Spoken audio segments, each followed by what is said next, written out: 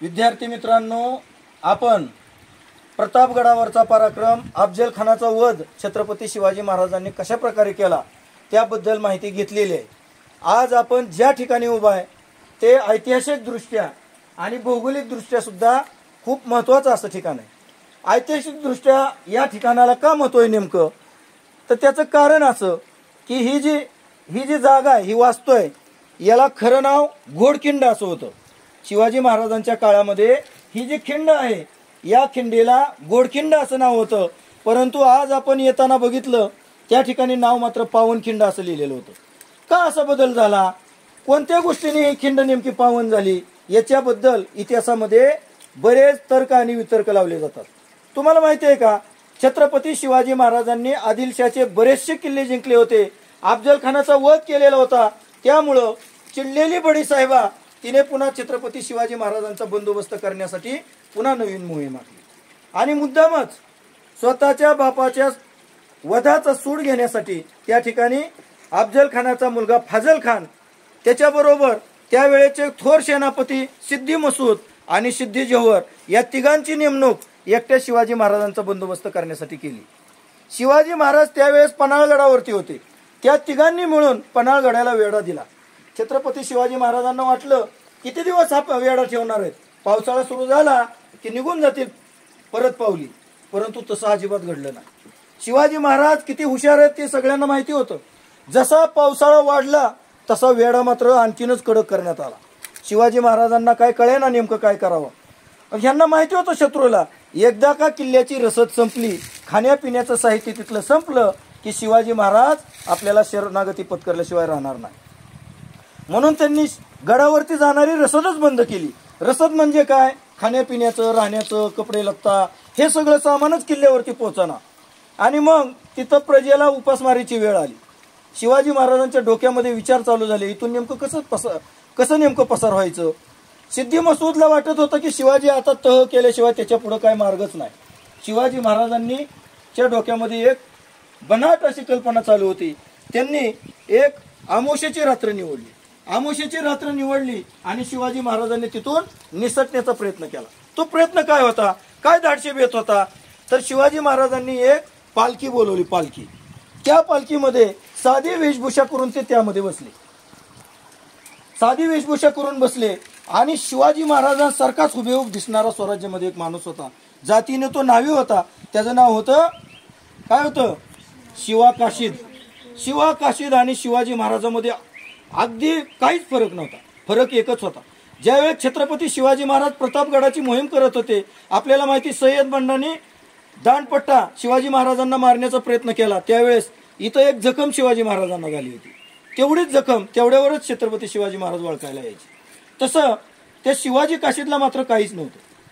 शिवाजी महाराज त्या पालखीमध्ये बसले, पालखी डोंगराच्या या बाजूने निघाली, शिवाजी महाराजांचं डोकं बघा त्यावेळेस काय होतं, पालखी या बाजूने गेलेली दिसली नाही पाहिजे आणि शत्रूला तर वाटलं पाहिजे की शिवाजी महाराज पळून चालले, म्हणून शिवाजी महाराजांनी काय केलं, गाई गुरांच्या डोक्याला जी शिंग असतात का नाही त्या शिंगाला मशाली बांधल्या आणि ती गुरं कुठल्या बाजूने पळवली, ही जी आपली खिंड आहे खिंडीच्या अगदी विरुद्ध बाजूने पळवली। शत्रू जागा झाला, त्यांना वाटलं की आता शिवाजी पळून चाललाय आणि मग घोडदौड सुरू झाली। त्या पालखी एका मार्गाने आणि गुरं मात्र दुसऱ्या मार्गाने, ती मशाली बघून त्यांना असं वाटलं की शिवाजी याच बाजूने पळाला की काय। जाऊन बघितलं तर सगळी फसवणूक होती, त्या ठिकाणी त्यांना काय पाहायला मिळालं, गुरणढोरं, आणि मग त्यांच्या लक्षात आलं की काहीतरी आपल्याला फसवलेलं आहे आणि मग ज्या पालखीमध्ये शिवाजी महाराज बसले असं त्यांना वाटत होतं त्या पालखीत शिवाजी महाराज नव्हतेच, त्या पालखीमध्ये कोण होतं, शिवा काशीद होता। पालखीला पकडलं, शिवाजी सापडला, गर्दन पकडून त्याला त्या दरबारामध्ये हजर केलं। सिद्दी मसूद प्रचंड असा आनंदी झाला, परंतु अफजल खानाचा मुलगा फाजल खान मात्र डोक्याने हुशार होता। त्याने पाहिलं, त्याच्या लक्षात आलं हा तर शिवाजी नाही, हा तर कुणीतरी तोतियाच माणूस आहे, आणि मग त्याला विचारला, खरं सांग तुझं नाव काय। मग त्यावेळेस शिवा काशीद म्हणाला, तुम्ही आता माझा जीव जरी घेतला तरी चालेल, जे माझं काम होतं ते मी हुजूर हुकुमपणे केलेलं आहे। आणि मग प्रचंड राग आला त्या सिद्दी मसूदला आणि शिवा काशीदचा त्याच ठिकाणी लगेच शिरच्छेद केला, त्याचं मुंडकं कापलं। त्या ठिकाणी स्वराज्यासाठी धारार तीर्थी पडलेला खरा मावळा म्हणजे शिवाकाशीत होता. स्वतःचं मरण माहिती असताना सुद्धा जो त्याच्यामध्ये बसला. असे भाग्यवान सैनिक शिवाजी महाराजांना लाभलेले होते. म्हणून स्वराज्याचं काम हळूहळू सोपं होत गेलेलं होतं. आणि मग पुढं शिवाजी महाराज या बाजूने पुढं येत होते. ही वार्ता त्या तिघांना पण कळाली. आणि मग सिद्धी मसूदचं सैनिक शिवाजी महाराजांचा पाठलाग करत करत मजल दर मजल करत पांढरपाणी तलावाजवळ आलं. पांढरपाणी इथून 3.5 किलोमीटर अंतरावर आहे. 3.5 किलोमीटरवरती पांढरपाणी तलावाजवळ शिवाजी महाराजांचे केवळ 300 सैन्य आणि सिद्धी मसूदचे मात्र 3000 सैन्य. एवढी प्रचंड फौजफाटा घेऊन तो इथं आलेला होता. त्यांची भेट कुठं पडली? पांढरपाणी तलावाजवळ घडली. आणि मग तिथं मुठभेड झाली. दोन्ही सैनिकांमध्ये युद्ध झालं. शिवाजी महाराज मात्र घोड्यावरती स्वार होऊन या दिशेने पुढं निघालेच होते. आता वेळ आणीबाणीची होती. बरेच सैन्य आपले त्या ठिकाणी धाराड तेथे निम्या अर्धे पडले होते. निम्या अर्धे मुठभर सैनिक घेऊन शिवाजी महाराज गोडदोड पुढे करत होते. या ठिकाणी शिवाजी महाराजांचं सैनिक इथं जे तोंड आहे त्या ठिकाणी येऊन पोचलो. आता वेळ आणीबाणीची होती. शिवाजी महाराज जाणून होते आता पळून उपयोग नाही. एकतर आता माघारी तोंड करून त्या शत्रूला सैनिकांना मुकाबला करण्याशिवाय दुसरा मार्ग शिवाजी महाराजांना दिसत होता. शिवाजी महाराजांनी तात्काळ त्यांच्याबरोबर असलेल्या सैनिकांना सोबत घेतलं आणि त्यांना सांगितलं, बाजीप्रभू देशपांडेंना सांगितलं, बाजी वेळ आणीबाणीची आहे, आता पळायचं नाही, आता लढायचं. बाजीप्रभू देशपांडे प्रचंड चवताळलेला होता. तो शिवाजी महाराजांना ताडकरणं उठून म्हणाला, राजे आम्ही असताना तुमच्यासारखा हिरेला लावणं हे माझ्या तरी मनाला पटत नाही. तुम्ही असं करा, तुम्ही पुढे जा, शत्रू कितीही असू द्या, मी शत्रूला एका गनिमाना सुद्धा इथली खिंड सोडू देणार नाही. शिवाजी महाराजांनी मोठ्या मनाने त्यांना नको वाटत होतं, परंतु तो निर्णय स्वराज्याचा होता. त्यामुळे शिवाजी महाराज तयार झाले आणि या खिंडीतून चढून शिवाजी महाराज विशाळगडाकडे निघाले. जात असताना बाजीप्रभू देशपांडे यांनी त्यांना सांगितलं की राजे तुम्ही विशाळगडावर पोहोचल्याच्या नंतर इशाऱ्याच्या 3 तोफा वाजवा, तोपर्यंत हा बाजी स्वतःचा जीव सोडणार नाही. इथं शत्रू बरोबर किती वेळ झुंजेल, परंतु शत्रूला एकाही गनिमांना मी इथं सोडून देणार नाही. शिवाजी महाराज मोठं अंतकरण करून, जड अंतकरण करून इथून वरती चढून विशाळगडाकडे त्यांनी पलायन केलं.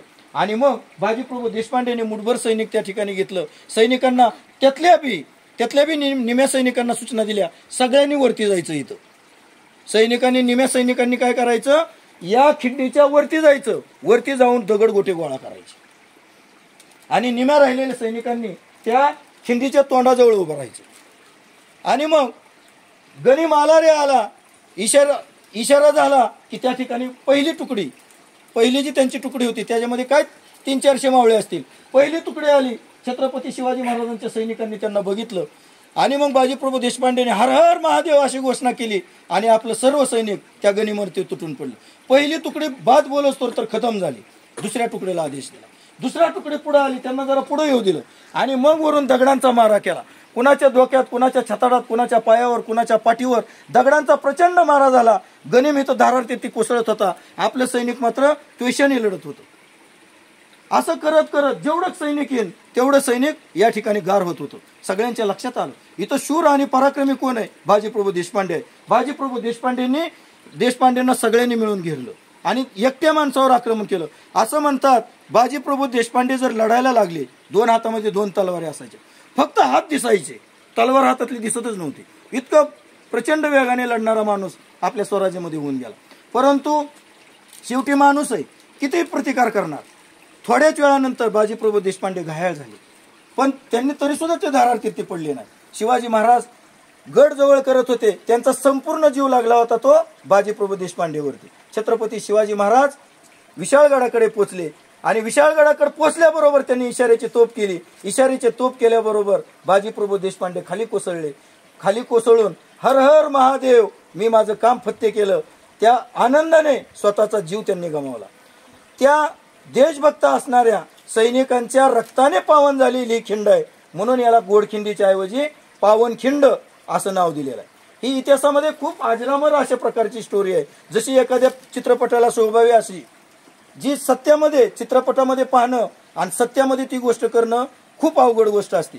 अशी शूर पराक्रमी मावळे आपल्या या स्वराज्यामध्ये शिवाजी महाराजांना लाभले आणि म्हणून आपलं भाग्य आहे की आपण सगळेजण या महाराष्ट्रामध्ये जन्माला आलो. एकदा जोरदार जय जयकार झाला पाहिजे. छत्रपती शिवाजी महाराज की जय.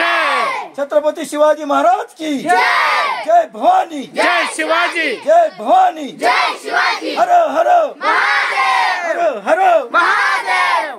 थँक्यू.